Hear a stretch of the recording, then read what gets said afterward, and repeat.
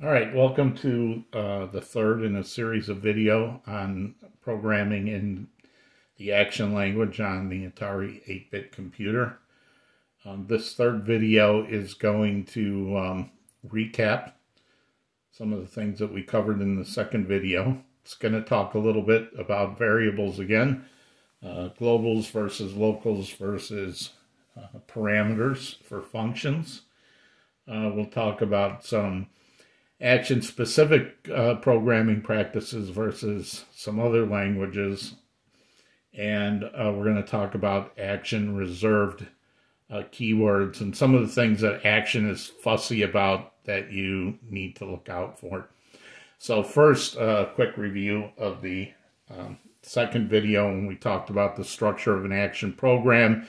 You have some maybe variables declared at the top. This one doesn't. Then you have some functions which contain blocks of code. And then whatever the last function or whatever the last procedure is in your program, that will be the main program. Doesn't have to be named main. I just do that to that's a good programming practice. If that's the main function, then name it main.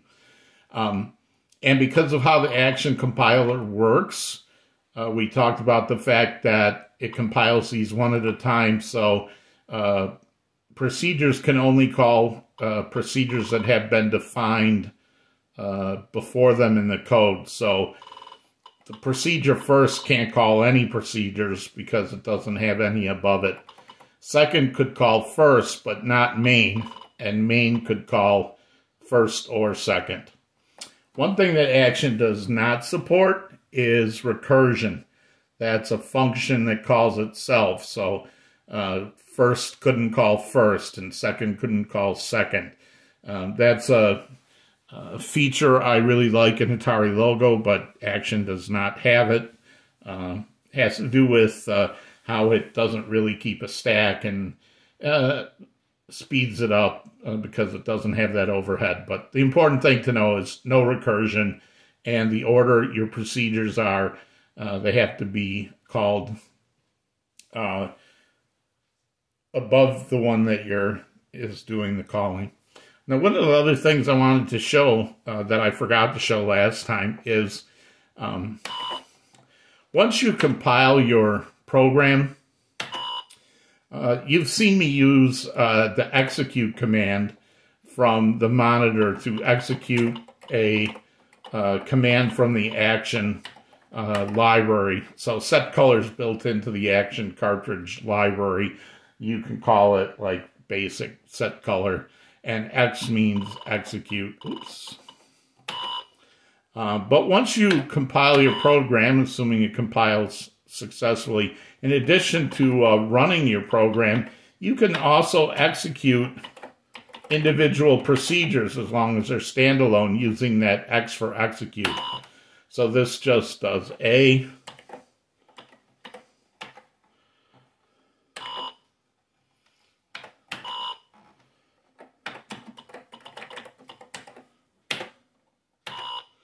That just does second. I'm not sure if you really have to compile it every time to run those, but I just wanted to mostly do it to clear the screen to show that they are operating independently. Note that if I type run, it runs the main procedure, which is the last procedure in your program. You can also just do it here this way. So this is the same. If you type execute the last procedure in your program, that's the same as typing run. So you can see that that happens.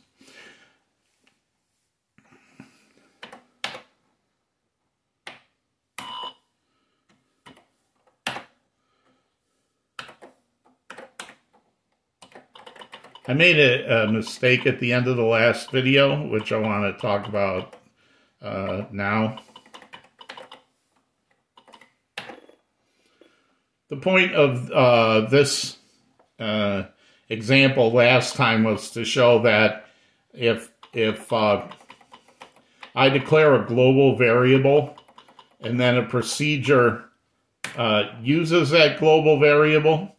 I commented out the local version, so when this function says counter, it's the only counter it knows is the global counter. So even if in my main program here, I didn't name it main, so just to show you, you don't have to name it main. But I set counter to 0. I call the first function, which will increment counter, and then I print out the value of counter. It's not going to stay 0 because this first function is going to modify it. And I also wanted to show, I'll show this part first, is I said easy way to do a hexadecimal conversion is to initialize a variable to a value. And remember, to initialize a value in a variable, you need to put it in brackets. So I tried to do this and it didn't work. And you can see if I try to compile this, I get an error. Now, Action is actually good about errors. It puts you on the line that causes the error. And even though I have capitalization turned off, even if I had turned the capitalization check on, it still says card is a reserved keyword. Here, card. It doesn't care if it's uppercase or lowercase. So what Action was complaining about was I tried to use a reserved keyword as a variable. So it didn't like that. So I could change it here.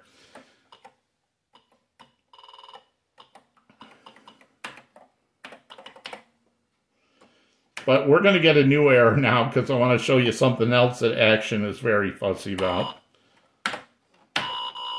So now when I compile this, I'm still getting an error, but you notice I'm getting a different error now. Instead of getting an error 6, which the Action compiler will tell me I used a reserved keyword, I'm getting an error 9. And if I go back to the editor, it'll show me that my problem is with this hexadecimal number. Action is very fussy about the hexadecimal numbers. These have to be capital A through F. You cannot use lowercase hexadecimal. So even if capitalization is turned off like it is now, Action does not like lowercase. So now I get a clean compile and I run, and this shows at the bottom here, this is the decimal value of that hex F000.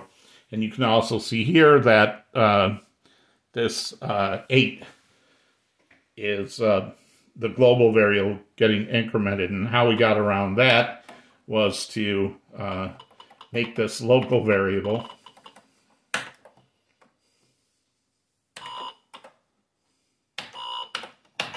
So now, even though the first procedure still does that incrementing 1 through 7, it doesn't touch the global variable. There's also another way to do this.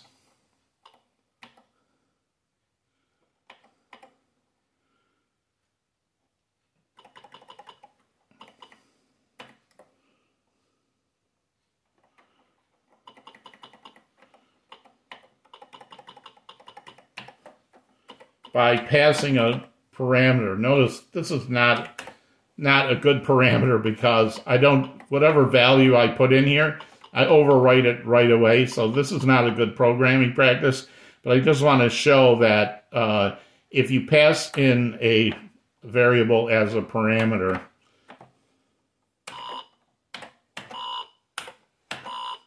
it works the same way as if I declared a local variable. So passing a parameter makes that variable local.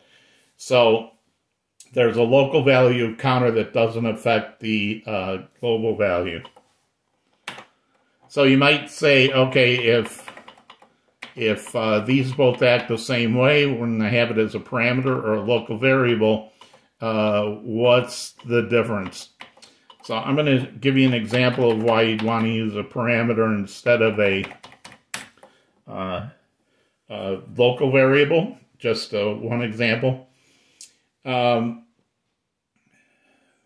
Action does not have any kind of wait function like basic. It doesn't have a pause or a delay or a sleep or anything like that. And I've had to write one in pretty much every single action program I've ever written because it's so fast. Otherwise, if you're doing anything with the joystick or input, it's too slow if you don't slow it down. And so we're going to write a version without. Oh, can't use byte there because can't use a byte this time because a byte's only 0 to 255, and that's way too fast for action.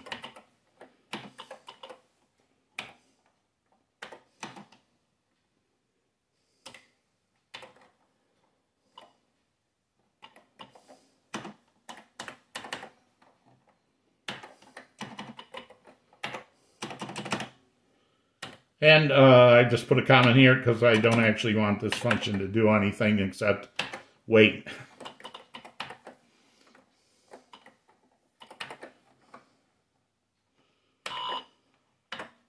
Now notice my main program doesn't call that procedure at all. But using the trick I just showed you before, I can call that function directly or procedure directly. This is nice for when you want to troubleshoot or debug or test a procedure. You can just come in here and do this. That was so fast, you might not even notice there was a pause there. So instead of 2,500, let's try 25,000. Oh, what did I do wrong there? So I just wanted to try this out. So you can see that's a little longer. Let's see, 60,000. Notice I can't go over 65,535.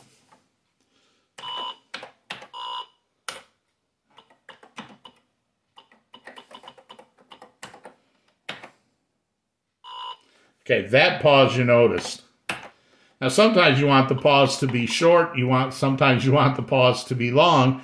But in this case, if I hard code this here, this is not a very useful function because maybe I want a short pause somewhere. Maybe I want a long pause somewhere. This is where using a parameter does make sense.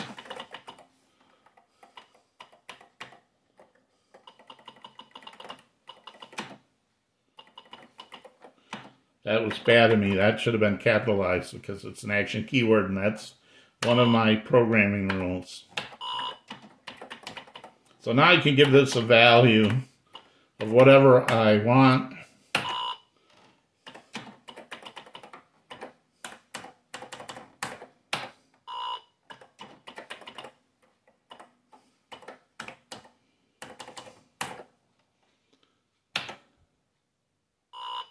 So you can see this function, or I keep saying function, but I mean procedure. We'll talk about functions in a future video. Right now, if I say the word function, please interpret it to be a procedure. All right, so that's where you would use a parameter. I can make, now this function's a lot more useful because several places in my program can use it and put in various delays. So I want to talk about, again, just review the variables. These three here in action.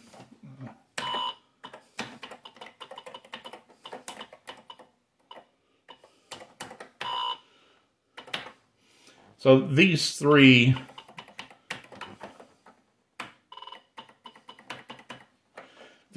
variables here are the fundamental variables that I talked about. A byte is 0 to 255. A card is 0 to 65, 64K number basically. It's a 2-byte number. An int is also a 2-byte number where the high bit is a sign bit that says whether it's positive or negative. This runs from minus 32,000 to 32,000. I'm going to quickly talk about the other variables and why we don't really need to worry about them yet. first there's Char. Char is exactly the same thing as byte. It was when Action was created back in the mid-'80s, C, Pascal, they were hot languages, and Char was used there to represent a character instead of a byte. But in Action, they're the same thing. It's a number from 0 to 255. So what I will tell you about Char is never use it. Even if you're storing a Char there, use byte. Another one is pointer. And usually you will tell it what kind of pointer. So a card pointer, a byte pointer, an int pointer. A pointer is a pointer to a memory address. I've written quite a few Action programs, including the one I demoed in the first video, and the Conway Game of Life one, which I have a video out there for that. You can see that one. You don't need pointers in Action. I will talk about why you really don't need pointers. There may be some time in the future where I find I need a pointer, but I've never needed a pointer, so don't worry about it. There's a good reason why we don't need the pointer, which I'll explain in the next video. So pointers you don't have to worry about. There's also type, where you can make up your own new type of variable. So in case I wanted to make a new variable called player, and what this is a composite of other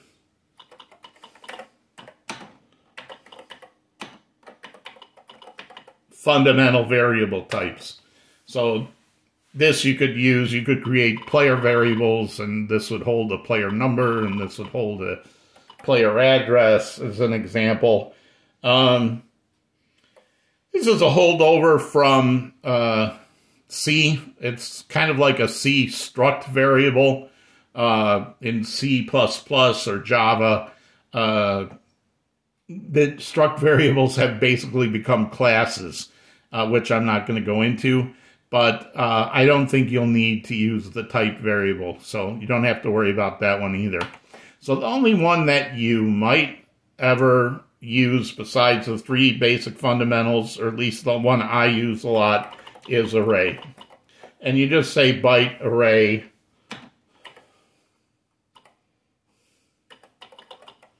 And you can dimension the array to have a certain number of elements in it.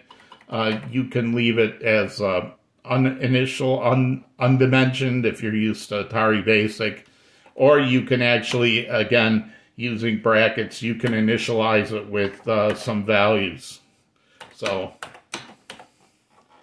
this would be a byte array where there's 3 bytes in it, a 2, a 3, and a 4 initialized. This will come in very handy at one point, but not in this video. We will not talk about arrays, but we will be talking about them soon. Just be aware that I would say 99% of my Action programming, these are the only 4 types I use: byte, card, int, and array. So pointer, type, and char, yeah, you're not going to usually need that. So one of the things I wanted to talk about too is global variables in Action. The reason we do, in other programming languages, I would normally say don't declare a lot of global variables, because we've seen the problem with global variables where you could have a global variable that gets wiped out by overwritten where you didn't want it to be overwritten, or changed, or set to some number you didn't want, so some unexpected thing happens, and they can be hard to debug. So in a lot of languages, you would not want to use global variables. However, most of those languages where that's true, like C or Java, Python, all those languages are written to be machine independent. So I can write a program in C and run it on any computer, or Java and run it on any computer. Action is strictly an Atari specific language, so it has its own special rules. There's a good reason to use global variables, which I will cover in the next video. If you look at some of the source code I uploaded to GitHub, you'll see a lot of global variables, but those global variables are there for the reason that we don't need to use the pointer type. So, but I'll explain that later. One thing that you have to be careful of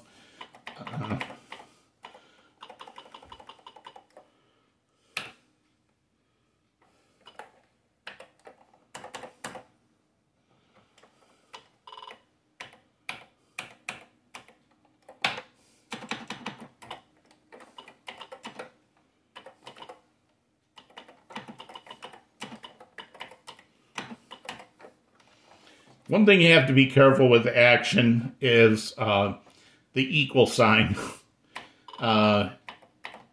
If I use the equal sign when I'm declaring a variable, this says take this variable and store it at memory location F000. So the equal sign here means put this variable at this memory location. If I use it here, this says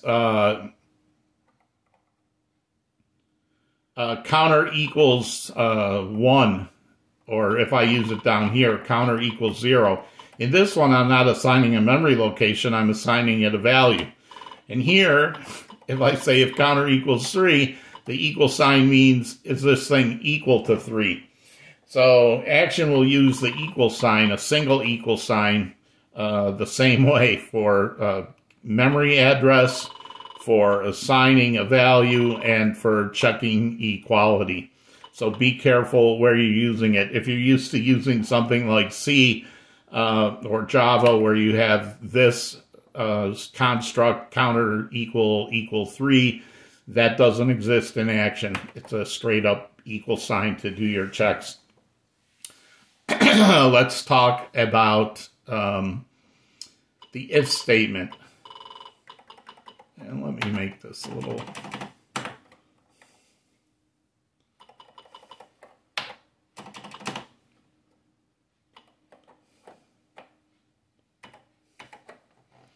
Okay. This is in the middle of a do loop. Normally this would execute from 1 to 7.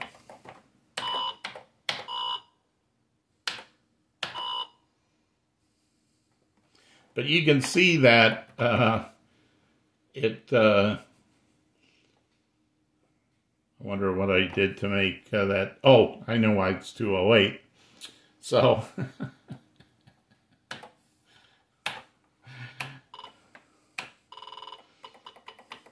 because it's printing the value at this memory location, I want to get rid of this example here.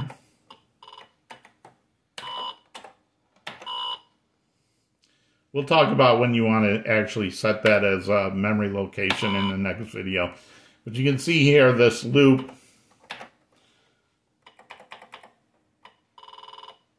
will now exit. So if counters equals 3, then do some stuff and then end with an if. For action, all these things are absolutely necessary. You need the then, you need the ending FI. You can't leave them off. If you do, you will get an error. Sometimes in BASIC, you might, you could see something like this. If counter equals 3, go to line 230. I mean, ignore this, doesn't happen in action, but in BASIC, that then is implied. It's not implied in action. You actually have to write the then. So if is a keyword, then is a keyword. Exit is a special keyword that lets us get out of a loop in the middle of the loop. You can also say...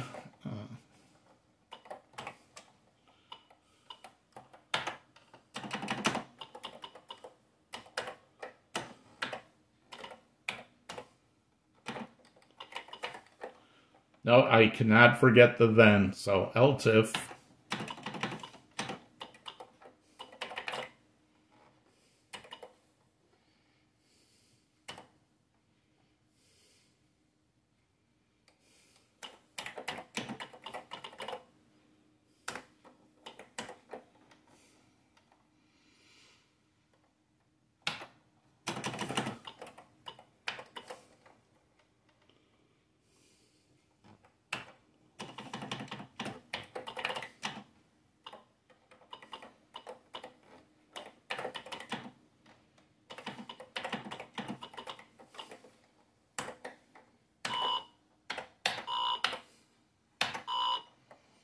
So you can see it comes through the loop, and it says, well, we'll go. You can see not 5 or 6, print 1. Not 5 or 6, print 2. Not 5 or 6, print 3. And then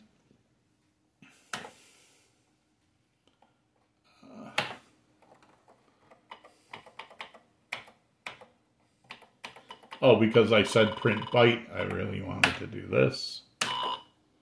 Those print functions are in the action library routines. There we go, high number 5. And then number 6 at exit. So it never gets to... So every time it comes through this loop, it's going from 1 to 7, but if it hits 6, it will exit. Else, if the counter is 5, then it will print high number 5. This else means if it's anything else other than these two things, then do this instruction. So note that this else does not need a then.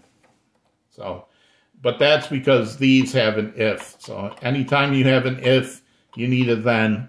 And the final end of that if is at fi.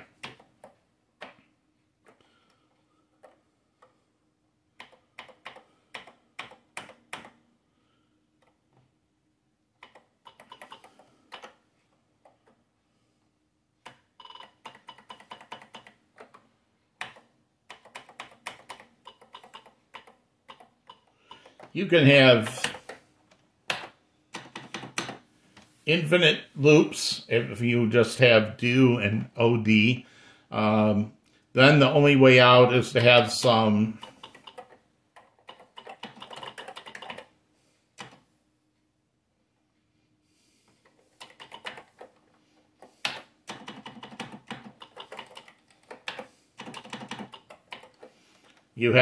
check in there. There are two other kinds of do loops that exist.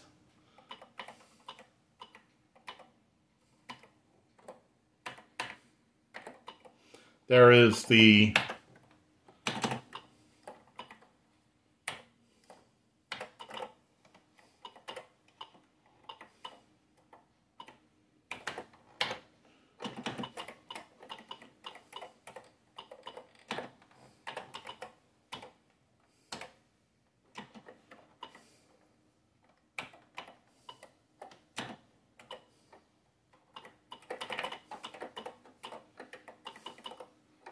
Action won't care if that's a lowercase, but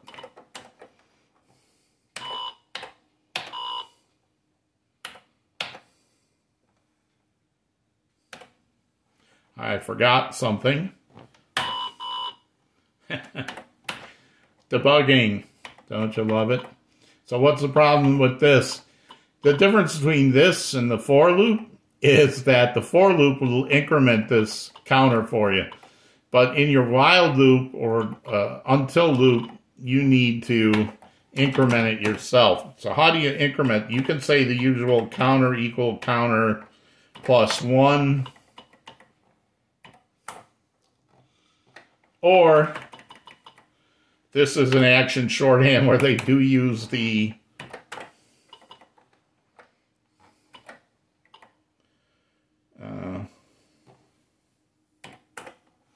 so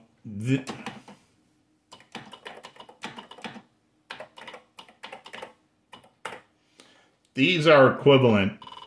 So counter equal plus 1 is the same as saying counter equals counter plus 1. And you can change this to plus whatever, and you can make this a minus. You can make it a division or a multiplication. Just remember your limits on bytes and cards and so forth.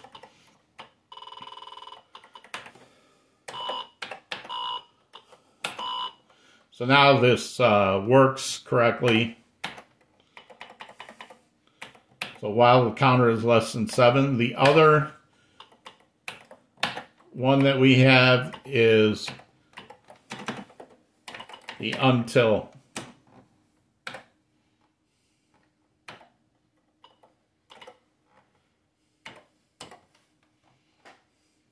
Note that the while has to go outside the do, and the until has to go inside. If you get it wrong, you will get a problem.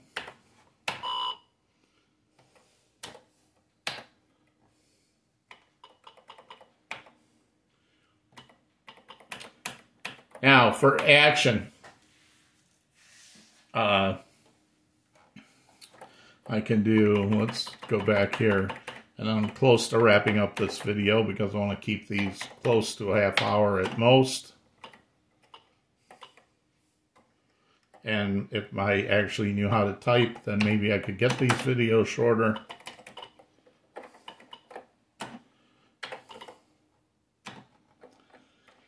We saw that equals is a regular equal. You have less than, you have greater than, you have less than equal, you have greater than equal. Not equal is not this.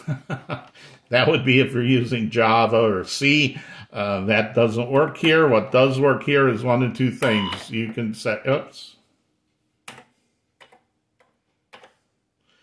You can say not equal this way.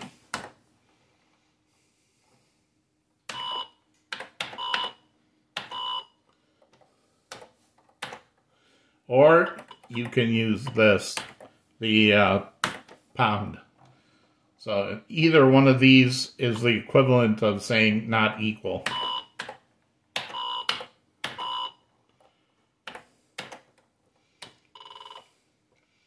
All right, so a lot to cover and digest in the last 32 minutes, but hopefully it's of use. We talked about action structure, some of the things it's fussy about.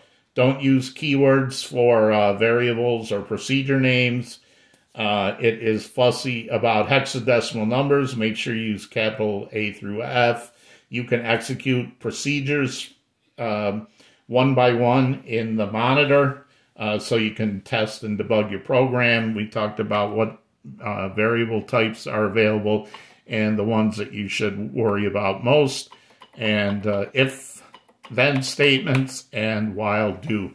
So pretty much now you know some basic action stuff if you look at the first 3 videos.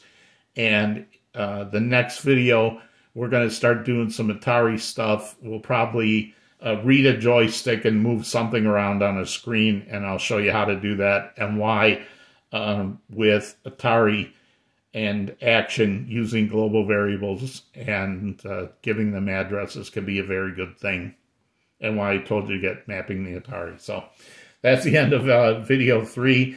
Again, there's a lot in this one, so make sure you unpack it and take some notes and practice on your own. One thing I would say for homework, write your own pause function. Thank you. Bye.